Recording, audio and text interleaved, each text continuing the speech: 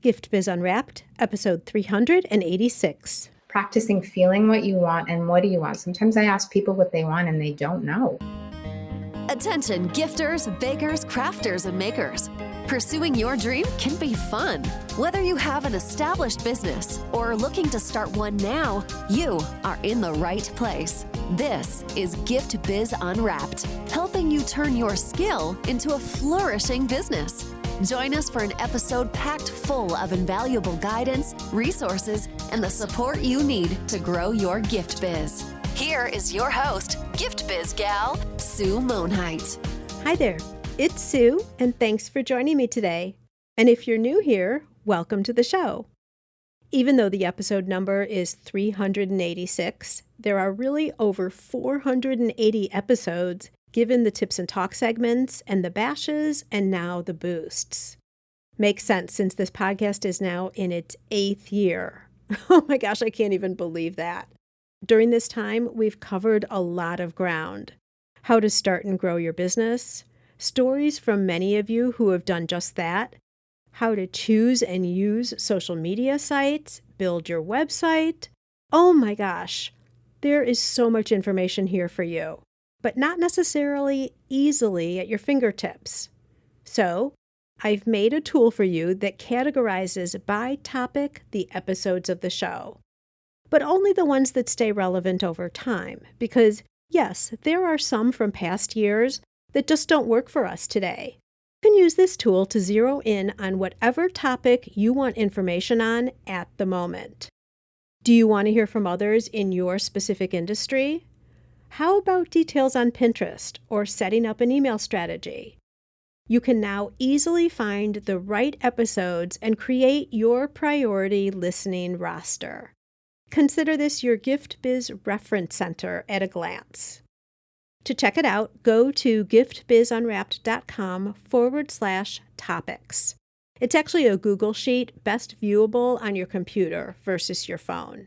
Make sure to look at the bottom where I have 5 separate sections for easy topic reference, kind of like chapters of a book.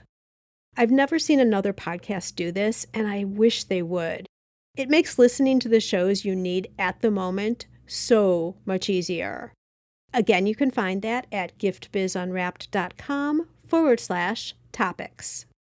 Now, this week's show focuses on personal development, addressing things that are part of your quote-unquote being that might be creating roadblocks to what you're trying to achieve. Are you doing all the hard work and employing all sorts of strategies, but seeing zero results? It may be that you're subconsciously putting up barriers that don't allow for change to happen. Is your mind open enough to consider this as a possibility? You'll hear Krishna explain the role our subconscious plays and what you can easily do throughout your day to affect change.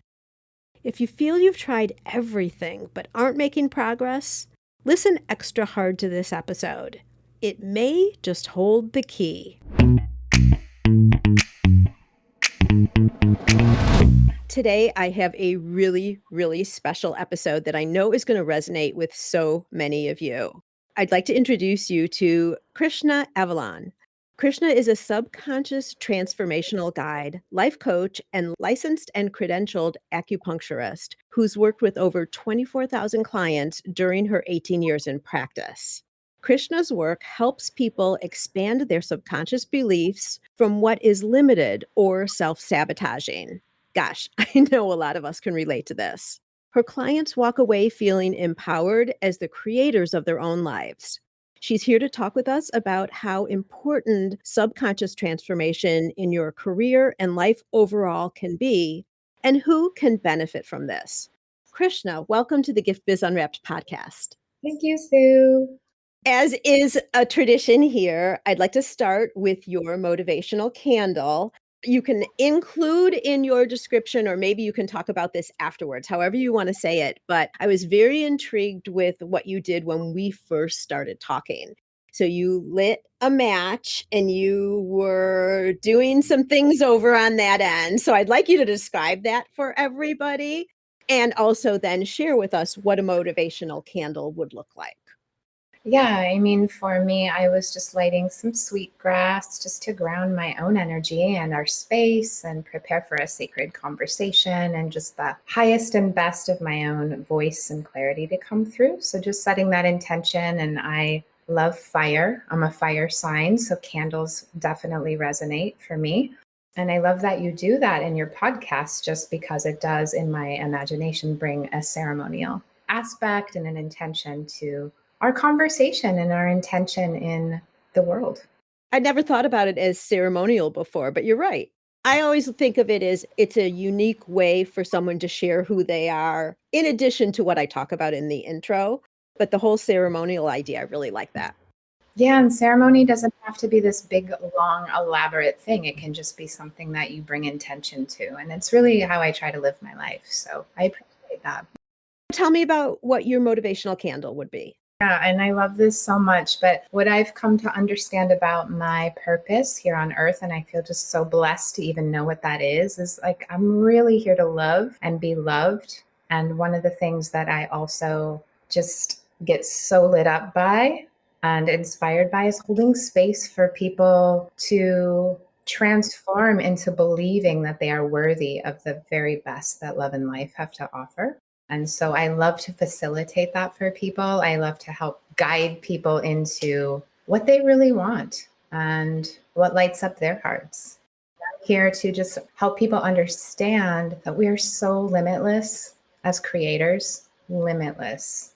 So that's my love language, and in essence. And if you ask me like what my color was, I would definitely say some shade of pink, maybe like a dusty rose, just like that sweet, soft, open, receptive love. And I mean, I'm a fire sign. I'm super feisty, like by nature, but the balance of that for me is like very soft, feminine, open.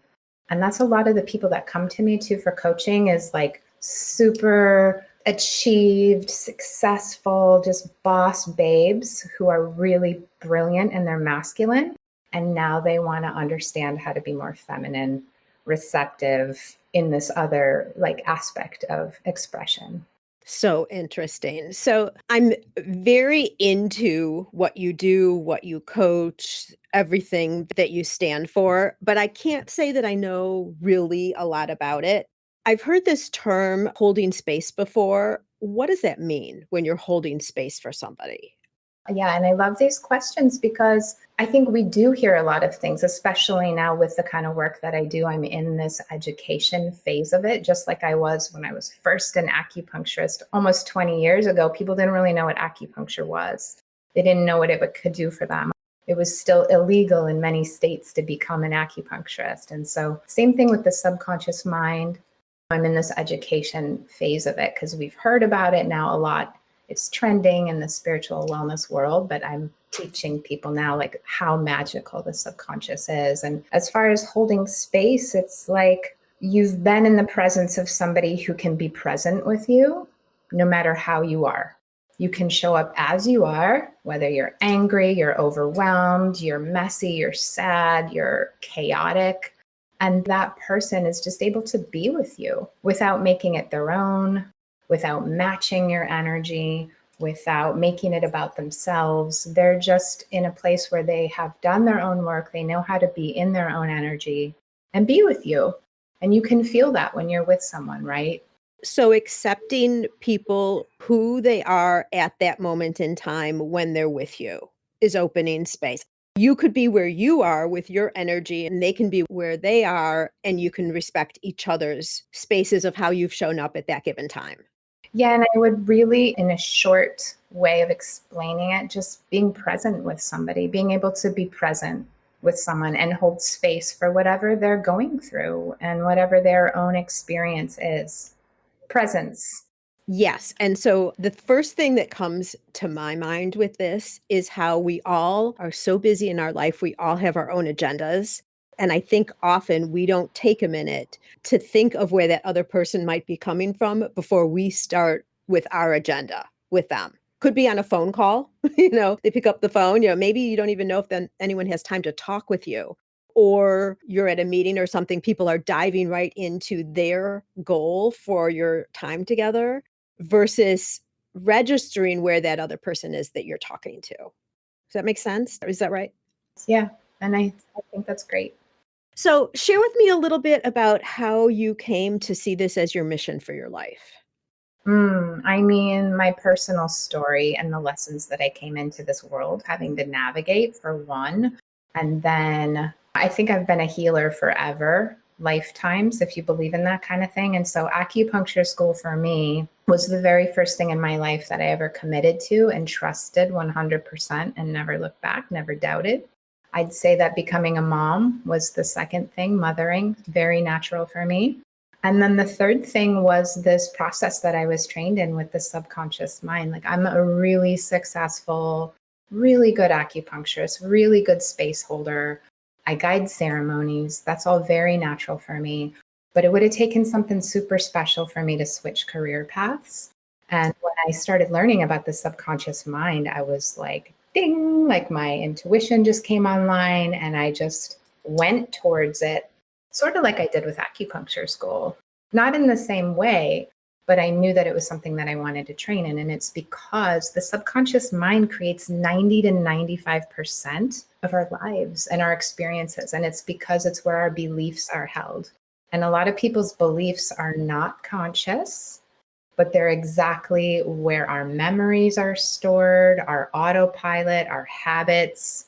And so it is how we create life. And so most people are working with their conscious minds, which is important. And the conscious mind feeds into the subconscious, but the subconscious is the heavy, heavy hitter, and it's the powerhouse. If you know how to work with the subconscious, it's just going to be so much quicker. And it's going to be the direct route to being able to create life as you want it to be. And also to be able to reroute in your mind from something that's been stressful, traumatic, or something you're in a feedback loop with that's consuming your thoughts. So, let me stay right here for a minute just to make sure that we're all with you about these definitions, okay? Because we've got the conscious, which I think we all know. Well, I'm going to let you define them, but I also want to include unconscious in there because I don't want people to confuse unconscious versus subconscious. So let's take all those three just really quickly so we make sure we're all together in the conversation. I love that so much. And so our conscious mind is how we make decisions. It might be how we're trying to make affirmations. It might be people who have been in talk therapy for a long time or a short period of time. They're working with their conscious mind. The unconscious is the stuff we're not aware of. And then the subconscious, that's where our beliefs are held. And a lot of those beliefs can be unconscious. So I like to say, like, if you're looking at an iceberg and we see that little top part of the iceberg, that's maybe 10% of the iceberg, that's the conscious mind. All that stuff beneath the surface that goes deep and dense, that's the subconscious.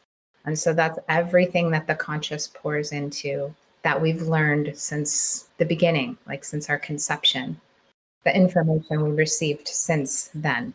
I don't know if the right word is a disconnect from what's really happening or it's just an understanding of what's really happening because it feels like the way I guess I'll just speak for myself. I'm not going to speak for anybody else, but I think I'll be probably representative of other people too. Is I have to be conscious to work throughout my day, right? Like I have a cup of coffee here, so I'm going to be very conscious about having purchased the coffee, bringing it into the office, being on this interview with you. Anything that I do throughout the day, I'm feeling I'm drawing on my conscious thought because that's how I actually do things, achieve things, move my arms. Like I'm intentional about opening my mouth and talking with you. And that feels like that's conscious to me. And you're saying that virtually that's only 10% at most, 5-10% of our mind, right? So then I'm just going to follow through my very unexperienced knowledge with this, just what I'm thinking.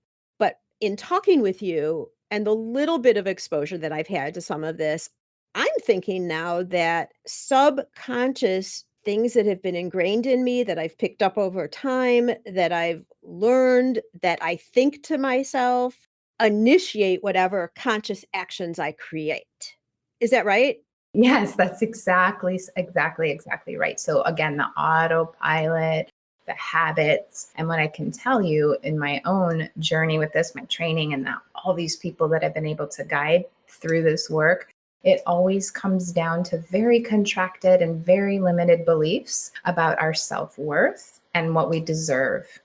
And a lot of that is like your conscious mind might be like, I deserve to make this much money, or I deserve to be treated like this in a relationship. But if your subconscious mind has never had the experience or seen that that's actually what happens for you, it won't happen.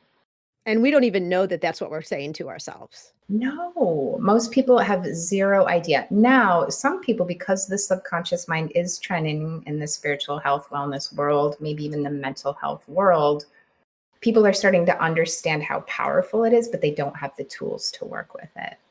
And so that's what this process that I was trained in, which is so simple, and you're conscious the whole time, and it can be done in person and virtually, and it's just so quick. That's why people are able to make changes that they haven't been able to make working with the conscious mind. And so some of the most amazing transformations I've seen with people are those people who've been in talk therapy for so long. They consciously and intellectually understand why something is. That's helpful, but they're still stuck. They're still angry. They're still reactive. They're not creating life as they want it to be. They're repeating cycles in relationship or money or whatever. Right. Haven't been able to create that new pathway. So this work allows for what's called neuroplasticity. And that means the brain's ability to make changes and to have a new pathway to go down and have a new experience. I've heard of that before. It's kind of like repaving the street or something, or choosing a different way to get somewhere. And your brain and the things that you're thinking now, it doesn't have to stay that way. You can literally recreate how your thoughts are happening, which is so fascinating to me. So I don't know if this falls in line or not, but I'm thinking now with subconscious, there may be things that have been reinforced with you over and over again. For example, you may have unsupportive parents. I'm just going to go with that because it's the first thing that comes to mind. So all the time that you have been a child, all those formative years, there were messages coming down to you that you were less than, or you couldn't achieve, or money's hard to make, doesn't grow on trees. Like, whatever those stories are that you get, right? And then there's also, to my way of thinking, I'm going to ask you if I'm right on this and how this fits us. But then there's also that one person who says one thing to you, like maybe it's your math teacher who says, you are not good with numbers. And because you respected that person so much, it really hit you, and it sets a path for your whole life that you've decided you're not good with numbers. So it could be someone who's continually telling you something like a parent situation, or it could be a one-time powerful statement that gets stuck in your subconscious that you keep repeating. That's correct. And so that information starts coming in, but something like the math teacher reinforces it. And it's like a very clear path in the forest of your mind. It's very, very clear because you've gone down it a bazillion times. It doesn't mean that it's true, and it doesn't mean that it's good for you. It just means that that is the belief that you've, and so that pathway is clear. Why do we put so much more weight, I think, on the negative thoughts versus the positive thoughts? Like, why would we choose then to find things and reaffirm that we're not good at math versus having figured out the change for your first dollar for when you were little for your first sale and saw that you did it right, and then be like, no, I can do math. Why do we go towards that negative versus the positive mostly? Right. And I just think, for one, it's human behavior. It's easier to believe the negative things about ourselves or the things that keep us small. And then I'm going to go ahead and blame it on the conditioning of society that reinforces that you need something outside of yourself to feel better, that you won't be happy until this happens. And I have worked with people who have, and I can't remember like what religion it is, but like there are a couple where they don't watch TV. They're not watching movies. They just believe that they are a divine expression of God. And so they're never taught those beliefs from a young age. And whether some of us might look at those people and be like, they're crazy, they also are like very empowered as creators because they never had that conditioning that was like, they're not good enough. They've never been imprinted by the societal judgment, if you will. That's right. Or the movies or the music. There's so much good pop music that is so disempowering. It's so codependent, like I can't live without you type things, or I'm not going to be like, I need drugs if you're not around me. You know what I mean? That's so much of the messaging that just gets repeated through movies, through TV, through music. And gosh, in any single day, all of us are just bombarded by things that we don't even recognize are coming in. And those impressions, I guess, are being made all the time. And we can't change it unless we're going to do what you were just talking about with that couple, where you kind of barricade yourself off almost, which I think is unrealistic for most of us. Yeah. What do we do to manage through this and to handle it? Do you have any tips for us? I want to get it at the very end. I want to talk with you about how you work, what your sessions look like, all of that. But can you share with us some things that we can do to better ourselves in this area, to counteract it, whatever you might say, just so we walk away with something tangible to start getting a feel for all this? Yeah, and I really like to meet people where they're at. You know what I mean? So starting with things that are very doable, but very powerful and impactful. Just like I was lighting some sweetgrass to start our conversation. I mean, before you even get out of bed in the morning, you really could set an intention. You could imagine how you want your life to feel and connect with the feeling. You could journal. And so the subconscious mind loves repetition. So if you set an intention in the morning, remind yourself of that several times throughout the day. Yes, that's a conscious mind behavior, but repetition and also connecting to your intention combined with practicing what that would feel like changes the way that your cells are responding in your body. It changes your electromagnetic frequency. It's like when people are trying to manifest or create money or love, but they're like really tense and like angry and upset and like pissed that it's not happening. You're not going to be as an effective creator as you are if you just like repeat your intention to yourself and practice connecting the feeling with that. So that is a really powerful thing that's worked for me. It's how I guide people when they're here on my treatment table and I'm taking them through a meditation. Practicing feeling what you want and what do you want. Sometimes I ask people what they want and they don't know. We want to focus on what we want. We don't want to focus on what we don't want. And again, to your point before, why is it so easy to focus on the negative? Everybody knows what they don't want. How many people actually know what they want? That is so true. And I see that a lot. One of the first things I talk about with my students is, what do you envision your business to look like? Define it for me. And many times they've only gone to the point of, I want to have a business making candles. They haven't gone to anything else, any of the other detail. So if it's like that with something as finite as what a business would look like, I can only imagine, what do you want for your life? Like how much more intricate that would be. So just the thought of doing that gives me pause and is really interesting to think about. But I'm going back to myself and thinking, you say, and this makes total sense to me, you say you need to be calm. You need to feel it and you need to be calm as you're envisioning or as you're drawing attention to what you want for the day or whatever. How do you do that if you're not naturally a calm person? I wake up and I'm like, okay, this is what I'm doing. This is what I'm doing. This is what I'm going to do. Out of bed, go to it. And for me, it's like, get my coffee, get to the desk and get to work. Type A, 100%. That's your habits. That's your subconscious. Like, I need to do this to be productive, to prove my worth, to know that I've done a good job, that I'm a good person, that I'm helping people. And so practicing the feeling as if, like, if you've ever felt peace or calm and intentional, you can draw upon that.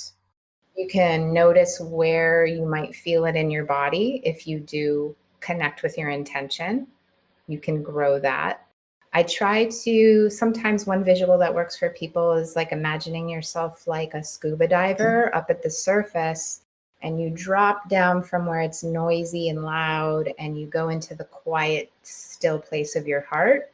And then from here, imagining what you want to feel more of in your life.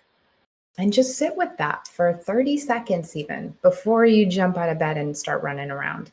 And then do that several times throughout the day before you get on each podcast, this meeting, before you want to have a talk with your husband or your kid.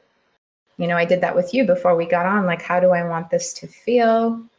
Connect with that in my body, set an intention, light a little sweet grass. My son does this to me sometimes. Like he was just in recently and he saw me, and I don't think my type A personality is a positive thing at all, in terms of my running and doing and getting things done, all that. But at one point he's like, Mom, stand still, breathe for a second. And so he's doing kind of what you were saying. He was pushing me into just stand for a second, reflect, take a deep breath, reset. So it's really interesting. How old is your son? He's 34. Good job, son. I know. He's very into all of this. And so I'm learning from him also. But just that memory, which was just a couple weeks ago, came up to me just by way of what you were saying. Like throughout the day, take a minute. And I'm also thinking to what we were talking about earlier, leaving room for people is for us to make it really applicable when you have a meeting with somebody, or, like breathe for a second and make sure that you're going to take the time to understand where they're coming from first before you just dive in right away. Oh my gosh, Krishna, this is something I'm going to use already. Like starting from the time we get off this call is just to take time during the day. And like you said, 30 seconds. Who can't afford 30 seconds, 2 or 3 times a day, even just to start? Yeah. And I mean, again, it's that reroute. So the repetition is going to help you reinforce, if you've done some subconscious work, your new belief, or it's just going to help get you, the conscious mind, you have to work so much harder to make change or create expanded beliefs, but repetition will help get you there. And connecting with a more relaxed, ideally a theta state in your brain waves, which is like the point right before you get to sleep, which is why first thing in the morning and then when you're about to go to sleep are the most powerful times for meditation and this kind of stuff, because you're closer to the theta where your brain is more receptive. I see. Okay. And when we're talking about that you do these quick like check-ins or resets, how does that connect with some of the potential subconscious thought that might come up for you, like the math thing? Such an interesting conversation, isn't this? We'll get right back to continue on where we've left off after a short break to hear from our sponsor. Yes, it's possible. Increase your sales without adding a single customer. How, you ask? By offering personalization with your products. Wrap a cake box with a ribbon saying, "Happy 30th birthday, Annie." Or add a special message and date to wedding or party favors for an extra meaningful touch. Where else can you get customization with a creatively spelled name or fine packaging that includes a saying whose meaning is known to a select few? Not only are customers willing to pay for these special touches, they'll tell their friends, and word will spread about your company and products. You can create personalized ribbons and labels in seconds. Make just one or thousands without waiting weeks or having to spend money to order yards and yards. Print words in any language or font. Add logos, images, even photos. Perfect for branding or adding ingredient and flavor labels too. For more information, go to theribbonprintcompany.com. Yeah, I mean, I think that the conscious mind and your habitual thoughts will try to pull you out.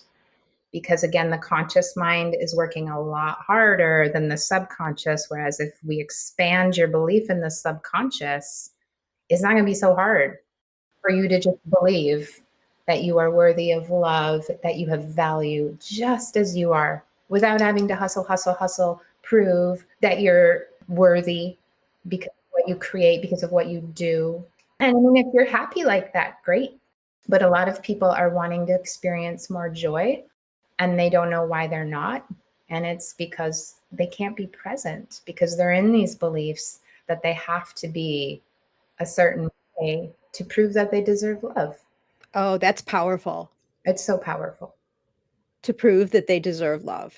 Yeah, that's what it comes down to for so many people. It's about not feeling worthy and deserving of receiving love exactly as you are, of being lovable, of trusting yourself, trusting that it's safe to be who you are and that your voice matters and that it's safe to be seen.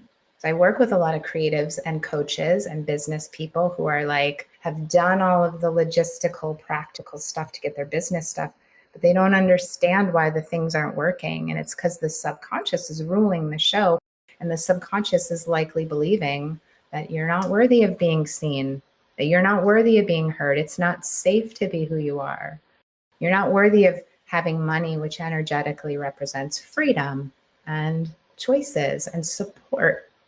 Okay, so I want to tighten this up and bring this closer to our listeners' experiences.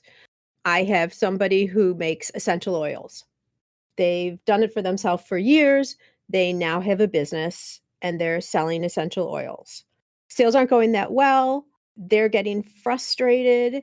And what you just said is their subconscious is telling them they're not worthy because they're equating selling their products to being loved as the maker of the essential oils, let's say.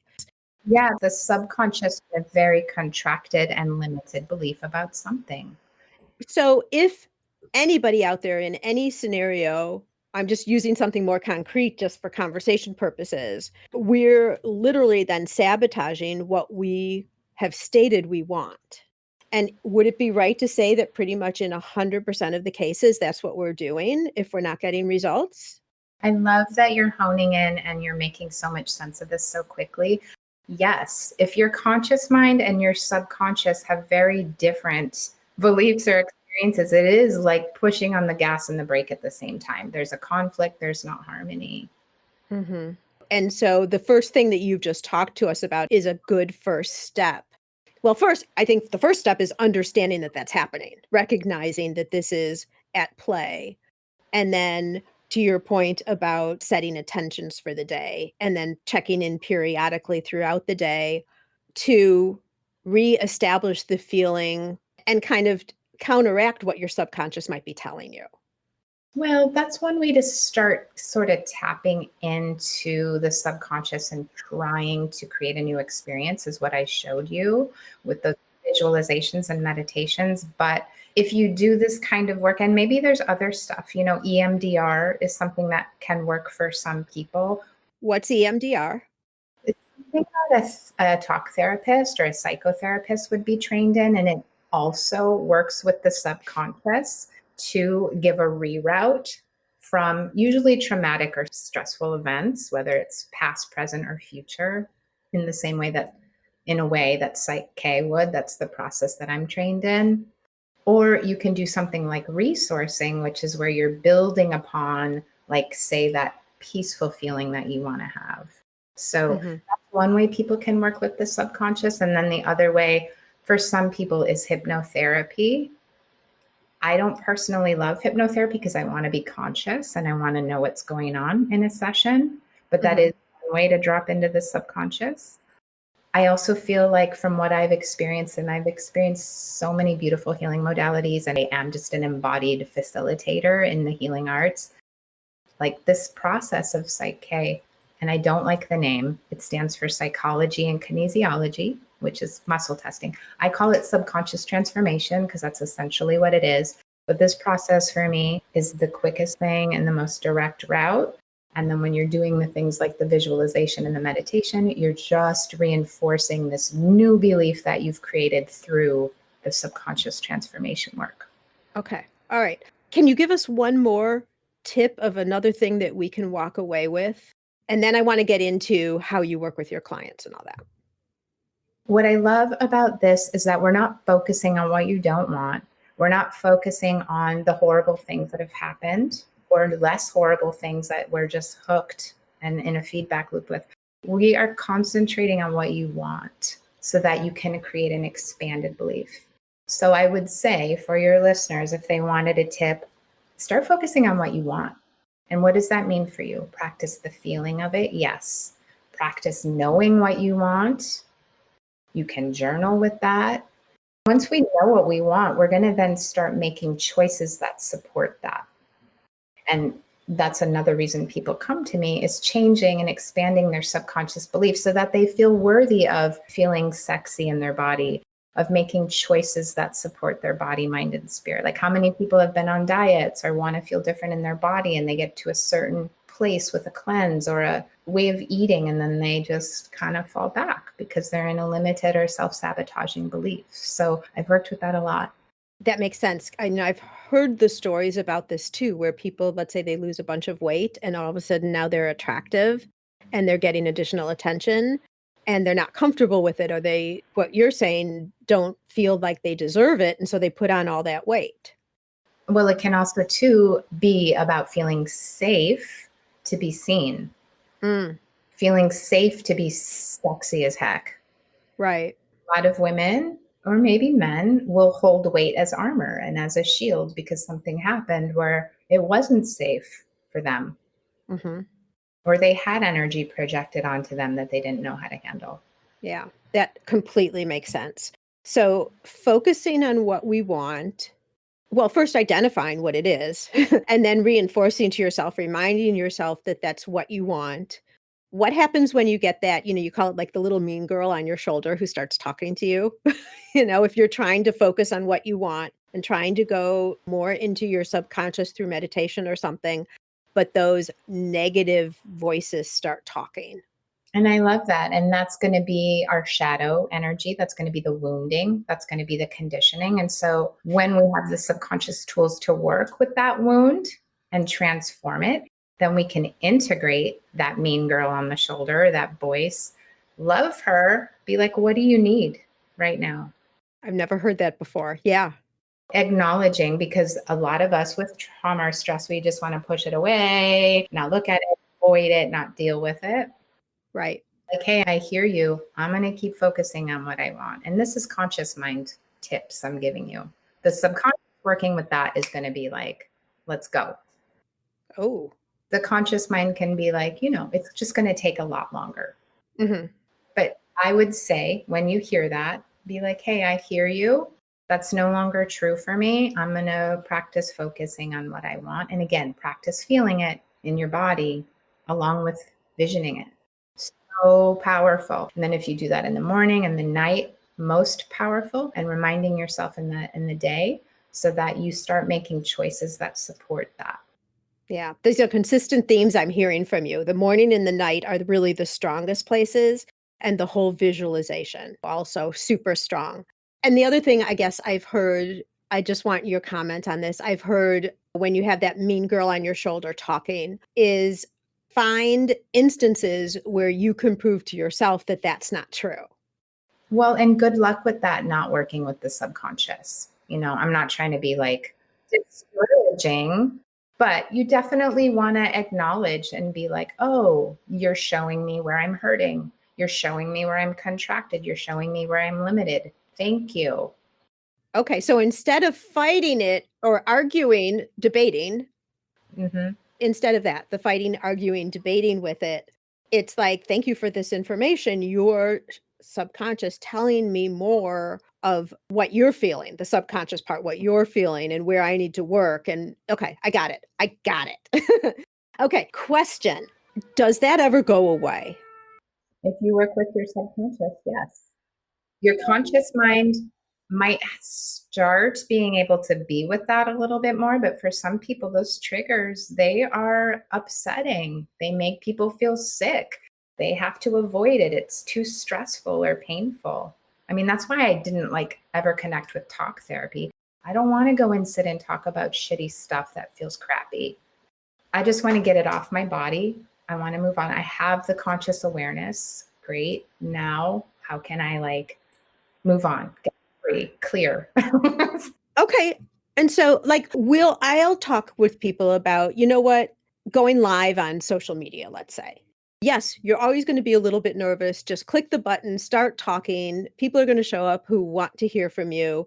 That initial nerves before you do whatever it is, I'm just using that idea, will always be there. Accept it. It's fine. You can live through it. Don't worry about it. Know that it's going to happen. Click the button, go live. Different from what you're saying here, that you don't always have to be having that negative talk coming in. When you do subconscious work and do some healing, it will go away or be dramatically reduced. Is that right? That, and you can create a more expanded belief. So in the process that I'm trained in, that I guide people through, we do balances. And so the balance is the goal of them is to get into what's called a whole brain state, which means the left and the right hemispheres of your cerebral cortex communicate clearly. And when that happens, that's when the subconscious mind expands and you can move on and have a reroute from stress or trauma, or in a different balance, you create a new belief. Because again, if the belief doesn't exist in your subconscious, it won't happen. Okay. Is this how you start working with people? You define those two areas and then like identify what your client is dealing with, and then you go from there. Yeah. And just basically, I would ask, where do you feel stuck and held back or on repeat? And then where do you want to grow? And we can just work with those. Sometimes people show up and they have notes and they know what they want to work on. Some people show up and they're like, I don't know, I got all these things. Somebody that's intuitive is going to know how to guide you to the right place. And so those are the kind of the two main balances that I'd work with somebody that's just doing like 1, 2, or 3 sessions, is that transformation of stress balance, or the belief statement balance, where we're creating bigger, more expanded beliefs. And in a session, we're doing probably at least 2, because I am intuitive, but even 1 balance is incredibly transformative for a lot of people. And then I'm working with other people who do want to do more subconscious transformation. And like within 5 or 6 sessions, I'm just watching people become absolutely different people. In terms of how they show up in the world? What they are saying no to, what they have boundaries with, where they are growing and they're being seen and feeling safe to be seen, what they're able to be present with in themselves, the joy that they're able to experience. Mm-hmm. And then does this, like for, again, my community, does this transform because all of that is happening with them? They're presenting their business in a different way, and that leads to increased sales. Could you make that extension?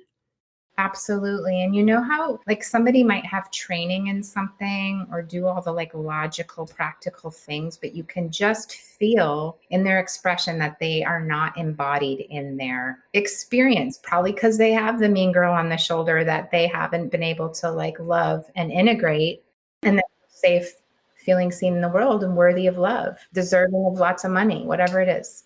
I see that a lot in my community. And I'd mentioned when I was talking to you a little bit, we were just connecting on who the listeners are here, because a lot of, well, pretty much everybody here makes their own product or started making their own product. They have such a personal investment. And every time somebody picks up a piece at a craft show and then puts it down and doesn't buy it, it's kind of like a personal, like that. Or someone walks away from the table and doesn't buy anything. It feels so personal. And I can observe when I'm talking with people how they don't necessarily speak with confidence or conviction or belief, even though they love their products so much. And their real purpose is they want to share their products and all the goodness that they have with others. It's not coming through. And let's face it, what we see from others will affect our reactions if we're going to buy or not. If someone's not confident and passionate showing the product, or talking about the product, what motivates me then to buy it? That's what I'll see when I'm out at live shows, when I'm talking with people in the community, et cetera. They're just not, I'm not saying everybody, obviously, but they're just not presenting themselves or their products with that confidence and that joy and that passion that I really do know they have, but they're just not showing it. Yeah. I mean, imagine being a creator in the world and you have the belief, I believe in myself. My voice matters. What I have to offer is valuable. I mean, those are huge beliefs for people. But it's one thing to say it, it's another thing to really believe it. And to have that as a subconscious belief, again, which is where you're going to just do the heaviest of lifting and the most powerful transformation. Yeah. Conscious mind is just going to take so much longer. Yeah. That's something you kept saying too. Trying to deal with this directly through your conscious level is a much harder road than going subconscious and working with it there. Yeah. We want both of them working together. And another tip, the subconscious doesn't know what's real and not real. And it doesn't understand past, present, and future. It's only in the present literal tense. So being mindful of what you scroll and watch for media. If you're constantly watching a bunch of like war movies or drama or stressful things, your subconscious doesn't know the difference between what is actually, I know that's blowing your mind right now. Are you watching my face? Is that why you're saying that? Totally. And it's why I'm careful about like what I choose. For one, I have like an incredible amount of interest. There's so much I could do with my time, but I don't watch movies and TV that much because of that very thing. I need to choose things that make me want to live, not things that make me stressed out and worried about everything all the time. Right. Well, and the other thing that I think is a big force of optimism is past, present, future. Like what happened at a past craft show or a past experience does not dictate what will happen in the future if you set your mind, because you could also set your mind to make it happen that way. Okay, so how do you work with clients? How would people work with you? Share a little bit about that. Well, virtually or in person, Psych K can be done both ways. Again, one session is very powerful for most everyone I've ever worked with. Like I haven't met anyone yet who hasn't felt change in their life from one session. 3 sessions is a really good place to start to do deeper work in all aspects of your life. And then some people are like, this is what I've been waiting for my whole life. I want to do 10 sessions and like expand all areas of my life and move on from these stressful things that have me on repeat. So yeah, know where you feel stuck and limited and where you're not growing, know where you want to grow. And the people that I'm working with a lot now are people wanting clarity, people wanting to be present and have that feel good and safe so that they can feel more joy and connection. I'm working with a lot of women, like I said, who are super successful, productive achievers, boss babes, but they're like wanting to feel safe in the masculine. They want to have a relationship where they feel feminine and soft and open, and that feels safe for them. So I'm doing a lot of relationship coaching and love coaching, which I love. And then just people move on from stress and trauma. Wonderful. I think we can all be like, oh my gosh, yes, yes, yes, for us. So where would people go and find you and learn more about the types of things that you're offering? Yeah, so I have a resources page on my website, which is just my name, Krishna Avalon. It has some beautiful practices on there, somatic meditations, which just means connecting what your body's experiencing with what your mind is believing. So you get a sense of how I guide people. There are some breathwork practices on there that are very powerful. But my website tells all kinds of stuff about me, what Psych K is, what that process looks like, what subconscious transformation would mean, who could use it. And then Instagram I'm on when I feel inspired to be. I post in stories and people read those a lot. I took Facebook down like 10 years ago. Don't miss it one bit. But to your point of control, what you're exposed to and what you're doing, right? yeah. Yeah. All right. Wonderful. So I love this because it's nice and simple. I think the best place for people to go is your website to learn more. And as you guys know, there's a show notes page. You can resource it there if you're out walking and need to go back and figure out how you can connect with Krishna. Thank you so much. I knew this was going to be an interesting conversation because it's getting into areas that I don't know as much. I feel like I know a little, but not a lot. And I've been enlightened for sure. And I know a lot of our listeners have too. So thank you so much, Krishna, for showing up today and sharing with us all your goodness.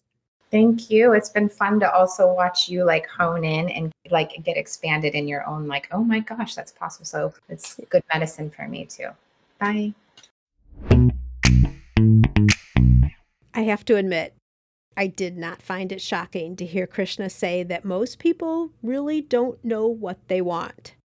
I've struggled at times to put my vision into words too. So as we leave our time together today, I'd like you to take some time and think about what it is you truly want. Struggling with an answer?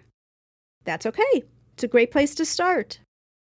I also found the part about our subconscious not knowing what's real and not real, and not being able to differentiate between past, present, and future to be very powerful. A concept to consider further and act on for sure. If you missed that part, go back in and listen to the show again. It's worth it. Before you move on to your next activity today, make sure to get your name on the list for at least one Gift Biz Bash. You can see dates for the upcoming sessions and get signed up over at giftbizunwrapped.com/bash. And if you're enjoying the podcast and would like to show support, a rating and review is always fabulous because it helps get the show seen by more makers. It's a great way to pay it forward. And there's another way where you can get something tangible in return for your support too. Visit my merch shop for a wide variety of inspirational items like mugs, journals, water bottles, and more featuring logos, images, and quotes to inspire you throughout your day. Makes a great gift too. And we've just added some new products for the season to the shop. Turnaround is quick and the quality is top-notch. Nothing but the best for you. Take a look at all the options at giftbizunwrapped.com/shop. All proceeds from these purchases helps go to offset the cost of producing the show.